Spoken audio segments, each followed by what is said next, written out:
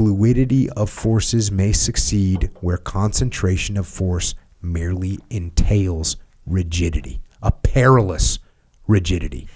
So at times, Bruce Lee, Sure.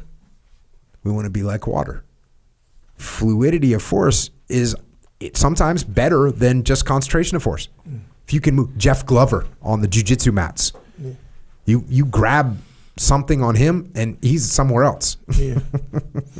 You grab something on Dean, he's countering, right? But you grab something on Jeffy Glover, he's maneuvering. Like it's gone. It's like a piece of slime. Sure. Yeah. Piece of slime. You squeeze one part, he pops out another part. Yeah. Right? True. Yeah. With Dean, you can't squeeze. Like it doesn't go anywhere. He does the squeezing. Yeah, you're getting squeezed. That's the way it worked. All right.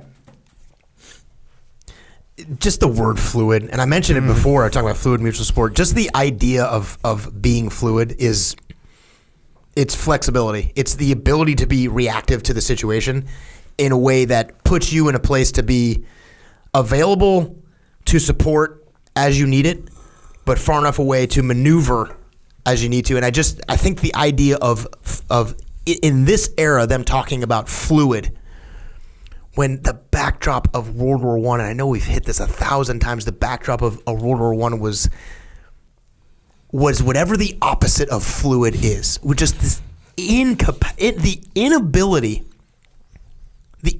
to adjust, to maneuver, to do something. That analogy you just did with like that slime thing of I squeeze here and something pops it over there. That being the ability to be fluid, and the inherent the way you'd want to describe your organization or your reaction to things go on in your organization of being fluid, and how quickly people get to being rigid with their thought processes, their ideas, their objectives, what they want to accomplish, and how quickly it becomes rigid.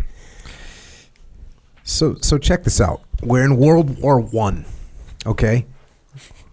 We actually have a culture that views fluidity as weakness. Yeah. The Victorian culture. If you want to run away from danger, you're a coward. You're weak. Now take that and bring a thread to the boardroom. Bring a thread to the conference room in a company. And if Dave presents an idea to me and I back down because I agree with his idea, or I back down because I see some holes in my idea, I might be viewed as weak. Yeah. So I'm not going to be fluid. Instead, I'm going to be rigid. I'm going to stand up to Dave. We're going to fight about it. And by the way, if I outrank you, I'm going to win. It's freaking ridiculous. Crazy. But we have this culture. And that culture, look, the reason that culture exists, especially the culture of rigidity, is directly tied to our human nature, our ego, right? Because we feel like, I'm not going to back down to Dave.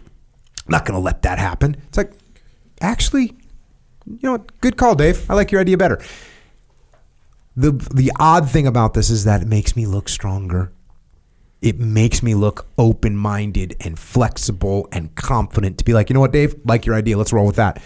The whole freaking conference room goes, damn, Jocko's got some confidence. He's good with whatever plan. He just wants us to win. As opposed to, actually, Dave, you know what? I've heard enough from you. We're going with my plan. Everyone in the room goes, oh, he's weak. I think I'm strong. I'm being weak.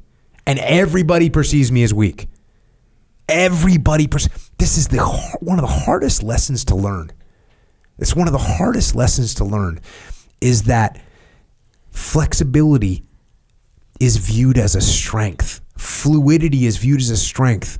Putting your ego and being humble is viewed as strength. And when you do the opposite, when you're rigid, it's viewed as weakness. When you let your ego flare up, it's viewed as weakness. It's viewed as insecurity. And we see this all day long. Yeah. We see this all day long. Check.